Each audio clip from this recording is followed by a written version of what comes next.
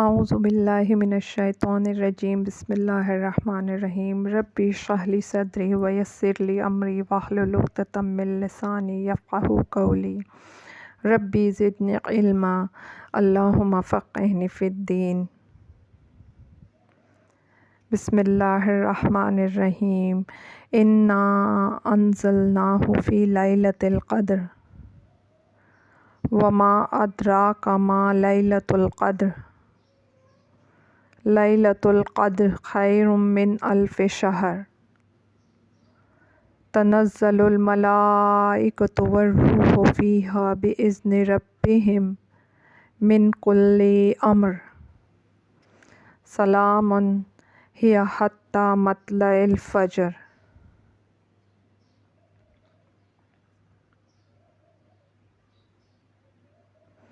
یقیناً ہم نے اس کو شب قدر میں نازل فرمایا۔ تجھے کیا خبر کہ شب قدر کیا ہے؟ شب قدر 1000 مہینوں سے بہتر ہے۔ اس میں ہر کام کے سر انجام دینے کو اللہ کے حکم سے فرشتے اور روح اترتے ہیں۔ یہ رات سراسر سلامتی ہے فجر کے طلوع ہونے تک۔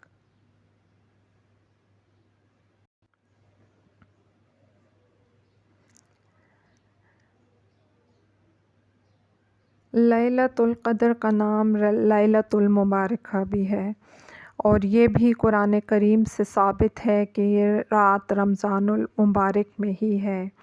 ابن ابی حاتم میں ہے کہ حضرت مجاہد رضی اللہ تعالیٰ عنہ فرماتے ہیں کہ نبی کریم صلی اللہ علیہ وآلہ وسلم نے بنی اسرائیل کے ایک شخص کا ذکر فرمایا جو 1000 ماہ تک اللہ کی راہ میں یعنی جہاد میں ہتھیار بند رہا۔ مسلمانوں کو یہ سن کر تعجب ہوا تو اللہ عز و جل نے یہ سورہ اتاری کہ ایک لیلۃ القدر کی عبادت اس شخص کی 1000 مہینے کی عبادت سے افضل ہے۔ ابن ابی حاتم میں ہے کہ رسول اللہ صلی اللہ علیہ وآلہ وسلم نے بنی اسرائیل کے 4 عابدوں کا ذکر فرمایا جنہوں نے 80 سال تک اللہ تعالیٰ کی عبادت کی تھی، ایک آنکھ جھپکنے کے برابر بھی اللہ تعالیٰ کی فرمانی نہیں کی تھی۔ یہ 4 حضرات حضرت ایوب، حضرت زکریا، حضرت حزقیل بن عجوز، حضرت یوشع بن نون علیہ السلام تھے۔ اصحاب رسول اللہ صلی اللہ علیہ وآلہ وسلم کو سخت تعجب ہوا تو آپ صلی اللہ علیہ وآلہ وسلم کے پاس حضرت جبرائیل علیہ السلام آئے اور کہا کہ اے محمد صلی اللہ علیہ وآلہ وسلم، آپ صلی اللہ علیہ وآلہ وسلم کی امت نے اس جماعت کی اس عبادت پر تعجب کیا تو اللہ تعالیٰ نے اس سے بھی زیادہ افضل چیز آپ صلی اللہ علیہ وآلہ وسلم پر نازل فرمائی اور فرمایا کہ یہ افضل ہے اس سے جس پر آپ صلی اللہ علیہ وآلہ وسلم اور آپ کی امت نے تعجب ظاہر کیا۔ پس حضرت محمد مصطفیٰ صلی اللہ علیہ وآلہ وسلم اور آپ کے صحابہ کرام بہت خوش ہوئے۔ حضرت مجاہد فرماتے ہیں مطلب یہ کہ اس رات کا نیک عمل، اس کا روزہ، اس کی نماز 1000 مہینوں کے روزے نماز سے افضل ہے جن میں لیلۃ القدر نہ ہو۔ مسند احمد میں ہے کہ حضرت ابو ہریرہ رضی اللہ تعالیٰ عنہ فرماتے ہیں کہ جب رمضان المبارک کا مہینہ آ گیا تو رسول اللہ صلی اللہ علیہ وآلہ وسلم نے فرمایا، لوگو تم پر رمضان المبارک کا مہینہ آ گیا، یہ بابرکت مہینہ آ لگا، اس کے روزے اللہ نے تم پر فرض کیے ہیں، اس میں جنت کے دروازے کھول دیے جاتے ہیں اور جہنم کے دروازے بند کر دیے جاتے ہیں، شیاطین قید کر لیے جاتے ہیں، اس میں ایک رات ہے جو 1000 مہینے سے افضل ہے، اس کی بھلائی سے محروم رہنے والا حقیقی بدقسمت ہے۔ نسائی میں بھی یہ روایت ہے چونکہ اس رات کی عبادت 1000 مہینے کی عبادت سے افضل ہے، اس لیے بخاری و مسلم کی حدیث میں ہے کہ رسول اللہ صلی اللہ علیہ وآلہ وسلم نے فرمایا، جو شخص لیلۃ القدر کا قیام ایمانداری اور نیک نیتی سے کرے اس کے تمام اگلے گناہ بخش دیے جاتے ہیں۔ پھر فرماتا ہے اس رات کی برکت کی زیادتی کی وجہ سے بکثرت فرشتے اس میں نازل ہوتے ہیں۔ جزاک اللہ۔ پھر فرمایا وہ سراسر سلامتی والی رات ہے جس میں شیطان نہ تو برائی کر سکتا ہے نہ ایذا پہنچا سکتا ہے۔ حضرت قتادہ وغیرہ فرماتے ہیں کہ اس میں تمام کاموں کا فیصلہ کیا جاتا ہے، عمر اور رزق مقدر کیا جاتا ہے۔ ایک اور جگہ پر ارشاد ہے فیہا یفرق کل امر حکیم، یعنی اسی رات میں ہر حکمت والے کام کا فیصلہ کیا جاتا ہے۔ حضرت شعبی رضی اللہ تعالیٰ عنہ فرماتے ہیں کہ اس رات میں فرشتے مسجد والوں پر صبح تک سلام بھیجتے رہتے ہیں۔ مسند احمد میں ہے رسول اللہ صلی اللہ علیہ وآلہ وسلم فرماتے ہیں کہ لیلۃ القدر 10 باقی کی راتوں میں ہے۔ جو ان کا قیام طلب ثواب کی نیت سے کرے، اللہ تعالیٰ اس کے اگلے اور پچھلے گناہ معاف فرما دیتا ہے۔ یہ رات اکائی کی ہے، یعنی 21ویں یا 23ویں یا 25ویں یا 27ویں یا آخری رات۔ آپ صلی اللہ علیہ وآلہ وسلم فرماتے ہیں کہ یہ رات بالکل صاف اور ایسی روشن ہوتی ہے کہ گویا چاند چڑھا ہوا ہے۔ اس میں سکون اور دل جمی ہوتی ہے، نہ سردی ہوتی ہے نہ گرمی، صبح تک ستارے نہیں جھڑتے۔ ایک نشانی اس کی یہ بھی ہے کہ اس کی صبح کو سورج تیز شعاعوں سے نہیں نکلتا بلکہ وہ 14ویں رات کی طرح صاف نکلتا ہے۔ اس دن اس کے ساتھ شیطان بھی نہیں نکلتا۔ حضرت ابو عاصم نبیل اپنی اسناد سے حضرت جابر رضی اللہ تعالیٰ عنہ سے روایت کرتے ہیں کہ رسول اللہ صلی اللہ علیہ وآلہ وسلم نے ایک مرتبہ فرمایا کہ میں لیلۃ القدر دکھلایا گیا پھر بھلا دیا گیا۔ یہ آخری 10 راتوں میں ہے۔ یہ صاف شفاف سکون و وقار والی رات ہے، نہ زیادہ سردی ہوتی ہے نہ زیادہ گرمی۔ اس قدر روشن رات ہوتی ہے کہ یہ معلوم ہوتا ہے گویا چاند چڑھا ہوا ہے۔ سورج کے ساتھ شیطان نہیں نکلتا یہاں تک کہ دھوپ چڑھ جائے۔ حضرت مرثد رحمۃ اللہ علیہ فرماتے ہیں کہ میں نے حضرت ابو ذر غفاری رضی اللہ تعالیٰ عنہ سے پوچھا کہ آپ نے لیلۃ القدر کے بارے میں رسول اللہ صلی اللہ علیہ وآلہ وسلم سے کیا سوال کیا تھا؟ تو آپ نے فرمایا، سنو، میں حضور صلی اللہ علیہ وآلہ وسلم سے اکثر باتیں دریافت کرتا رہتا تھا۔ ایک مرتبہ میں نے کہا، یا رسول اللہ صلی اللہ علیہ وآلہ وسلم، یہ تو فرمائیے کہ لیلۃ القدر رمضان میں ہی ہے یا اور مہینوں میں؟ آپ نے فرمایا رمضان میں۔ میں نے کہا، اچھا یا رسول اللہ صلی اللہ علیہ وآلہ وسلم، یہ انبیاء کے ساتھ ہی ہے کہ جب تک وہ ہیں یہ بھی ہے، جب انبیاء قبض کیے جاتے ہیں تو یہ بھی اٹھ جاتی ہے، یا یہ قیامت تک باقی رہے گی؟ حضور صلی اللہ علیہ وآلہ وسلم نے فرمایا کہ نہیں، یہ وہ قیامت تک باقی رہے گی۔ میں نے کہا، رمضان کے کس حصے میں ہے؟ تو آپ نے فرمایا، اسے رمضان کے اول دہے میں اور آخری دہے میں ڈھونڈو۔ پھر میں خاموش ہو گیا، آپ بھی اور باتوں میں مشغول ہو گئے۔ میں نے پھر موقع پا کر سوال کیا کہ حضور صلی اللہ علیہ وآلہ وسلم، ان دونوں عشروں میں سے کس عشرے میں اس رات کو تلاش کروں؟ آپ صلی اللہ علیہ وآلہ وسلم نے فرمایا، آخری عشرے میں۔ بس اب کچھ نہ پوچھنا۔ میں پھر چپ ہو گیا، لیکن پھر موقع پر میں نے سوال کیا کہ حضور صلی اللہ علیہ وآلہ وسلم، آپ کو قسم ہے میرا بھی کچھ حق آپ پر ہے، فرما دیجئے کہ وہ کون سی رات ہے؟ آپ صلی اللہ علیہ وآلہ وسلم سخت غصہ ہوئے۔ میں نے تو کبھی آپ صلی اللہ علیہ وآلہ وسلم کو اپنے اوپر اتنا غصہ ہوتے دیکھا نہیں تھا، اور فرمایا، آخری ہفتہ میں تلاش کرو، اب کچھ نہ پوچھنا۔ یہی روایت نسائی میں بھی مروی ہے۔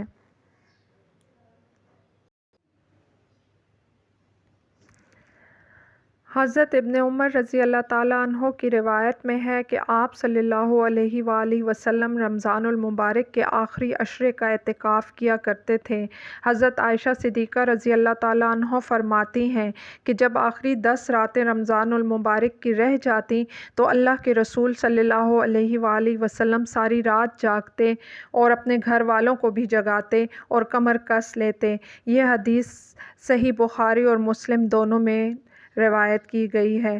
مسلم المبارک میں ہے کہ حضور صلی اللہ علیہ وآلہ وسلم ان دنوں میں جس محنت کے ساتھ عبادت کرتے، اتنی محنت سے عبادت آپ صلی اللہ علیہ وآلہ وسلم میں کی اور وقت میں نہ ہوا کرتی تھی۔ امام مالک رحمۃ اللہ علیہ فرماتے ہیں کہ رمضان کی آخری 10 راتوں میں لیلۃ القدر کی یکساں جستجو کرے، کسی ایک رات کو دوسری رات پر ترجیح نہ دے۔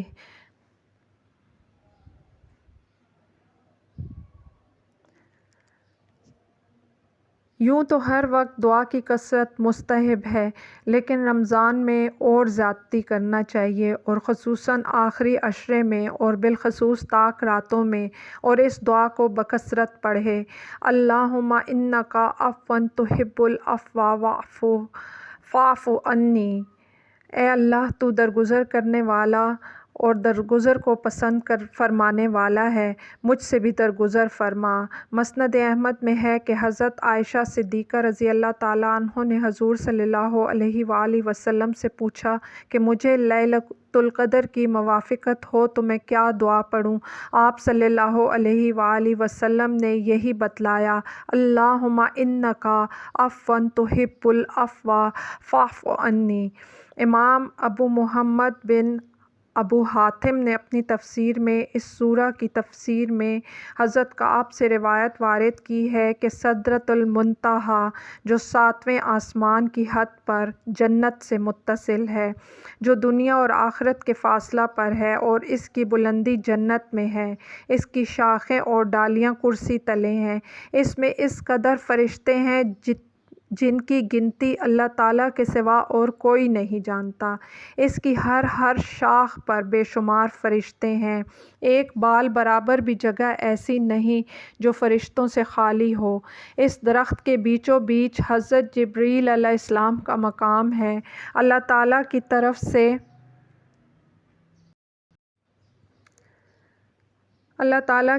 سے حضرت جبریل علیہ السلام کو آواز دی جاتی ہے کہ اے جبریل، لیلۃ القدر میں اس درخت کے تمام فرشتوں کو لے کر زمین پر جاؤ، یہ کل کے کل فرشتے رأفت اور رحمت والے ہیں، جن کے دلوں میں ہر مومن کے لیے رحم کے جذبات موجزن ہیں۔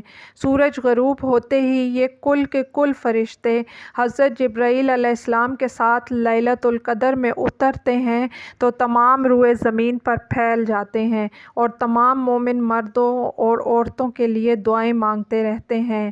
ہاں، گرجا گھر، مندر، آتش کدے میں، بت خانے میں، غرض اللہ کے سوا اوروں کی جہاں پرستش ہوتی ہے وہاں یہ فرشتے نہیں جاتے، اور ان جگہوں میں بھی نہیں جاتے جہاں پر تم گندی چیزیں ڈالتے ہو، اور اس گھر میں بھی جہاں نشے والا شخص ہو یا نشے والی چیز ہو، یا جس گھر میں کوئی بت گڑا ہوا ہو، یا جس گھر میں باجے گاجے گھنٹیاں ہوں، یا ہیولے ہوں، یا کوڑا کرکٹ ڈالنے کی جگہ ہو، وہاں تو یہ رحمت کے فرشتے جاتے نہیں، باقی چپے چپے پر گھوم جاتے ہیں، اور ساری رات مومن مردوں اور عورتوں کے لیے دعائیں مانگنے میں گزار دیتے ہیں۔ حضرت جبرائیل علیہ السلام تمام مومنوں سے مصافحہ کرتے ہیں، اس کی نشانی یہ ہے کہ رونگٹے جسم پر کھڑے ہو جائیں، دل نرم پڑ جائے، آنکھیں بہہ نکلیں۔ اس وقت آدمی کو سمجھ لینا چاہیے کہ اس وقت میرا ہاتھ حضرت جبرائیل علیہ السلام کے ہاتھ میں ہے۔ جزاک اللہ۔ ٹیلی ویژن کو اگر بند کر دیا جائے تو یہ باجے گاجے گھنٹیاں ہیولے بت گھروں سے چلے جائیں گے تو رحمت کے فرشتے اور حضرت جبرائیل علیہ السلام کے آنے کے امکانات بڑھ جائیں گے۔ اللہ تعالیٰ ہم سب کو رحمت کے فرشتوں کا ہمارے گھروں میں آنا نصیب فرمائے، آمین یا رب العالمین۔ حضرت کعب رضی اللہ تعالیٰ عنہ فرماتے ہیں کہ جو شخص اس رات میں 3 مرتبہ لا الہ الا اللہ پڑھے، اس پہلی مرتبہ کے پڑھنے پر گناہوں کی بخشش ہو جاتی ہے، دوسری مرتبہ کے کہنے پر آگ سے نجات مل جاتی ہے، تیسری مرتبہ کے کہنے پر جنت میں داخل ہو جاتا ہے۔ راوی نے پوچھا کہ اے ابو اسحاق، جو اس کلمہ کو سچائی سے کہے اس کے؟ فرمایا یہ تو نکلے گا ہی اس کے منہ سے جو سچائی سے اس کا کہنے والا ہو۔ اس اللہ کی قسم جس کے ہاتھ میں میری جان ہے کہ لیلۃ القدر کا کافر و منافق پر تو اتنی بھاری پڑتی ہے گویا اس کی پیٹھ پر پہاڑ آ پڑا، غرض کہ فجر ہونے تک فرشتے اسی طرح رہتے ہیں، پھر سب سے پہلے حضرت جبرائیل علیہ السلام چڑھتے ہیں اور بہت اونچے چڑھ کر اپنے پروں کو پھیلا پھیلا دیتے ہیں، بالخصوص ان 2 سبز پروں کو جنہیں اس رات کے سوا وہ کبھی نہیں پھیلاتے۔ یہی وجہ ہے کہ سورج کی تیزی ماند پڑ جاتی ہے اور شعاعیں جاتی رہتی ہیں، پھر ایک ایک فرشتے کو پکارتے ہیں اور سب کے سب اوپر چڑھتے ہیں۔ پس فرشتوں کا نور اور جبرائیل علیہ السلام کے پروں کا نور مل کر سورج کو ماند کر دیتا ہے۔ اس دن سورج متحیر رہ جاتا ہے۔ حضرت جبرائیل علیہ السلام اور یہ سارے کے سارے بے شمار فرشتے اس دن آسمان اور زمین کے درمیان مومن مردوں اور مومن عورتوں کے لیے رحمت کی دعائیں مانگنے میں اور ان کے گناہوں کی بخشش طلب کرنے میں گزار دیتے ہیں۔ نیک نیتی کے ساتھ روزہ رکھنے والوں کے لیے اور ان لوگوں کے لیے بھی جن کا یہ خیال رہا کہ اگلے سال بھی اگر اللہ نے زندگی رکھی تو رمضان کے روزے عمدگی کے ساتھ پورے کریں گے، یہی دعائیں مانگتے رہتے ہیں۔ شام کو آسمان دنیا پر چڑھتے ہیں، وہاں کے تمام فرشتے حلقے باندھ باندھ کر ان کے پاس جمع ہوتے ہیں اور ایک ایک مرد اور ایک ایک عورت کے بارے میں ان سے سوال کرتے ہیں اور یہ جواب دیتے ہیں، یہاں تک کہ وہ پوچھتے ہیں کہ فلاں شخص کو اس سال تم نے کس حالت میں پایا؟ تو یہ کہتے ہیں کہ گزشتہ سال تو ہم نے اسے عبادتوں میں پایا تھا، لیکن اس سال تو وہ بدعتوں میں مبتلا تھا، اور فلاں شخص گزشتہ سال بدعتوں میں مبتلا تھا لیکن اس سال ہم نے اسے سنت کے مطابق عبادتوں میں پایا۔ پس یہ فرشتے اس پہلے شخص کے لیے بخشش کی دعائیں مانگنی موقوف کر دیتے ہیں اور اس دوسرے شخص کے لیے دعائیں مانگنی شروع کر دیتے ہیں، اور یہ فرشتے انہیں سناتے ہیں کہ ہم نے فلاں فلاں کو ذکر اللہ میں پایا اور فلاں کو رکوع میں اور فلاں کو سجدے میں اور فلاں کو کتاب اللہ کی تلاوت میں، غرض کہ ایک رات دن یہاں گزار کر دوسرے آسمان پر جاتے ہیں۔ یہاں بھی یہی ہوتا ہے، یہاں تک کہ سدرۃ المنتہا میں اپنی جگہ پہنچ جاتے ہیں۔ اس وقت سدرۃ المنتہا ان سے پوچھتا ہے کہ مجھ میں بسنے والوں، میرا بھی تم پر حق ہے، میں بھی ان سے محبت کرتا ہوں جو اللہ تعالیٰ سے محبت رکھیں، ذرا مجھے تو لوگوں کی حالت کی خبر دو اور ان کے نام بتاؤ۔ حضرت کعب احبار رضی اللہ تعالیٰ عنہ فرماتے ہیں کہ آپ فرشتے اس کے سامنے گنتی کر کے اور ایک ایک مرد اور عورت کا بمائے والدیت کے نام بتلاتے ہیں، پھر جنت سدرۃ المنتہا کی طرف متوجہ ہو کر پوچھتی ہے کہ تجھ میں رہنے والے فرشتوں نے جو خبریں تجھے دی ہیں مجھ سے بھی تو بیان کر، چنانچہ سدرۃ المنتہا اس سے ذکر کرتا ہے۔ یہ سن کر وہ کہتی ہے کہ اللہ کی رحمت ہو فلاں مرد پر اور فلاں عورت پر، اے اللہ انہیں جلدی مجھ سے ملا۔ حضرت جبرائیل علیہ السلام سب سے پہلے اپنی جگہ پہنچ جاتے ہیں، انہیں الہام ہوتا ہے اور یہ عرض کرتے ہیں پروردگار میں نے تیرے فلاں فلاں بندے کو سجدے میں پایا، تو انہیں بخش دے۔ اللہ تعالیٰ فرماتا ہے میں نے انہیں بخشا۔ حضرت جبرائیل علیہ السلام اسے عرش کے اٹھانے والے فرشتوں کو سناتے ہیں، پھر سب کہتے ہیں کہ فلاں فلاں مرد اور عورت پر اللہ تعالیٰ کی رحمت ہوئی اور اس کی مغفرت ہوئی۔ پھر حضرت جبرائیل علیہ السلام خبر دیتے ہیں کہ باری تعالیٰ فلاں شخص کو گزشتہ سال تو عامل سنت اور عابد چھوڑا تھا، لیکن اس سال تو بدعتوں میں پڑ گیا ہے اور تیرے احکام سے روگردانی کر لی ہے۔ اللہ تعالیٰ فرماتا ہے اے جبرائیل علیہ السلام اگر یہ مرنے سے 3 ساعت پہلے بھی توبہ کر لے تو میں اسے بخش دوں گا۔ اس وقت حضرت جبرائیل علیہ السلام بے ساختہ کہہ اٹھتے ہیں کہ اے اللہ تیرے ہی لیے سب تعریفیں سزاوار ہیں، الہی تو اپنی مخلوق پر سب سے زیادہ مہربان ہے، بندوں پر تیری مہربانی خود ان کی اپنی مہربانی سے بھی بڑھی ہوئی ہے۔ اس وقت عرش اور اس کے آس پاس کی چیزیں اور پردے اور تمام آسمان جنبش میں آ جاتے ہیں اور کہہ اٹھتے ہیں الحمدللہ الرحیم الحمدللہ الرحیم الحمدللہ الرحیم۔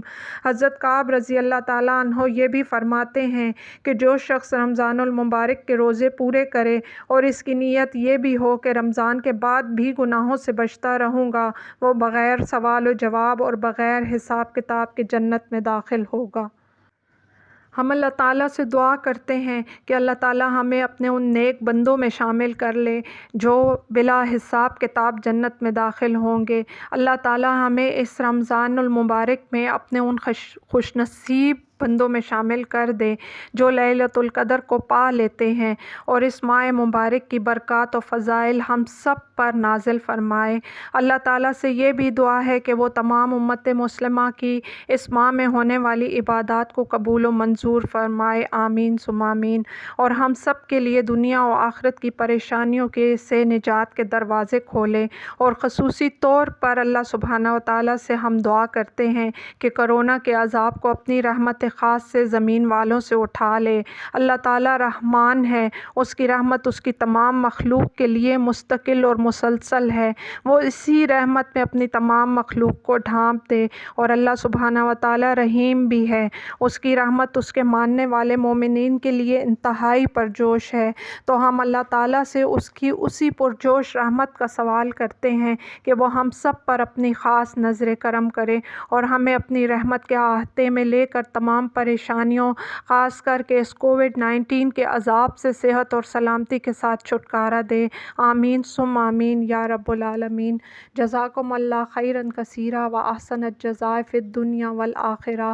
سبحانک اللہم و بحمدک، اشہد ان لا الہ الا انت، نستغفرک و نتوب الیک۔ ربنا تقبل منا انک انت السمیع العلیم، ربنا واجعلنا مسلمین لک ومن ذریتنا امة مسلمة لک وارنا مناسکنا وتب علینا انک انت التواب الرحیم۔ السلام علیکم ورحمۃ اللہ وبرکاتہ۔